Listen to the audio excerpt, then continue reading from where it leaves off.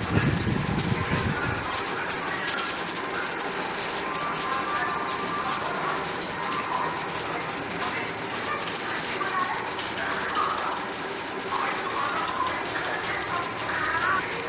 समय हम जिला ट्रैफिक इमरजेंसी नहीं लग रहा है। आप इस इमरजेंसी का हाल देख सकते हैं कि ये स्टाफ है ये यहाँ पे सो रहा है। ये देखिए आप पूरा स्टाफ यहाँ पे बंद कर रहा है, सो रहा है। और इसी स्थिति में आप खुद देख सकते हैं यहाँ पे लोगों यहाँ पे लोग आते हैं उनका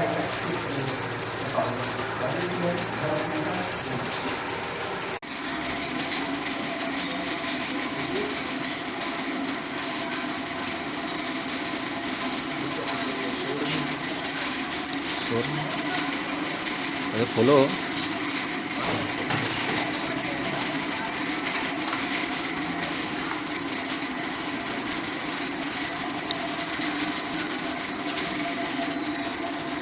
भैया किसकी ड्यूटी है यहाँ पे?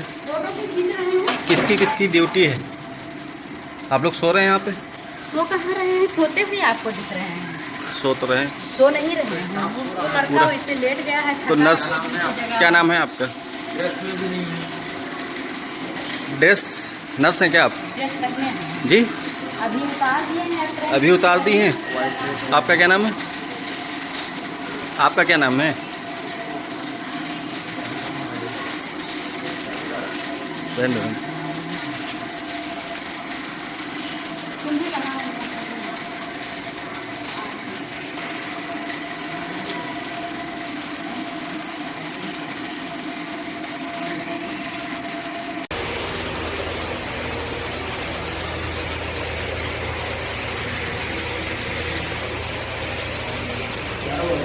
भैया आपका क्या नाम है? क्या है यहाँ पे? अप्रेंटिस। डॉक्टर साहब कहाँ हैं? कहाँ हैं डॉक्टर साहब? कहाँ पे हैं भैया, बताएंगे? डॉक्टर साहब कहाँ हैं बताइए। आप नहीं बता, आपको नहीं, आप तो बता के नहीं गए क्या? डॉक्टर साहब कहाँ हैं? अंदर क्या कर रहे हैं? अंदर आराम कर रहे हैं। कितनी देर से आप लोग सो रहे हैं? अभी सोए हैं।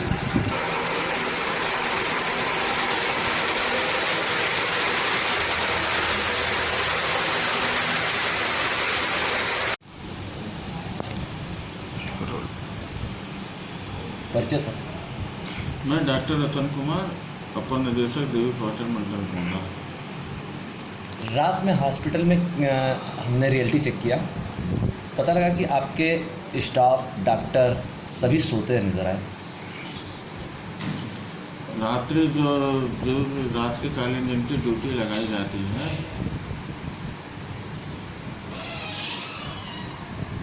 जो ड्यूटी लगाई जाती है वो रात में ड्यूटी करने के लिए लगाई जाती है जी।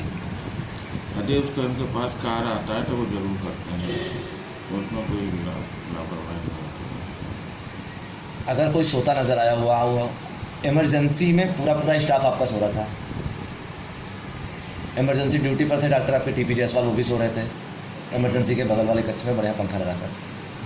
नहीं तो उनका डॉक्टर का तो रेस्ट रूम है जी। इमरजेंसी ड्यूटी में रहेंगे, जब काम होगा तो सुनिश्चित 100% वहाँ पर उपलब्ध रहेंगे। तो क्या सोने की परमिशन है उनको? रेस्ट रूम बना कैसे लिया है?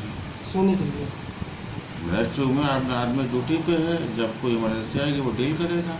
इमरजेंसी के स्टाफ इमरजेंसी के स्टाफ वहाँ पे रहते हैं, वो भी सोते नजर आए हैं तो?